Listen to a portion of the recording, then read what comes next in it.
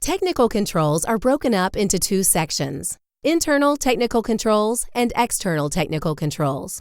Internal technical controls are the controls that are used within your organization's technical domain, inside the gateways or firewalls.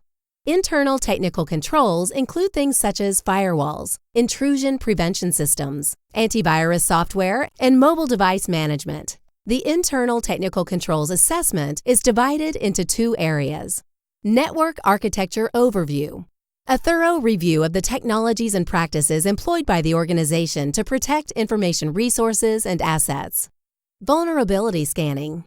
Vulnerability scanning is used to identify the technical vulnerabilities present in the organization's technical environment. The objective is to analyze the current network, internet connectivity, WAN connections, LAN design and configuration, and wireless networking use, to qualify and quantify how risks have been managed and where potential gaps still exist.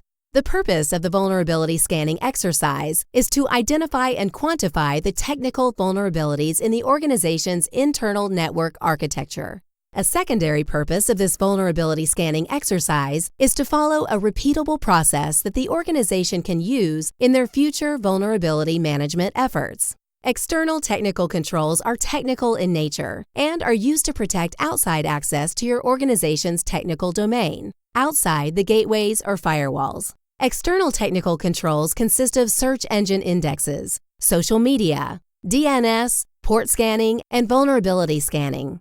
There are 4 sections within the external technical controls assessment. They are: best practices, generally accepted best practices for securing publicly or internet-accessible systems and information resources. Reconnaissance, information discovered about the organization's information resources from sources outside of the organization's control. Enumeration, identification and qualification of information resources made available by the organization, some intentionally and others unintentionally.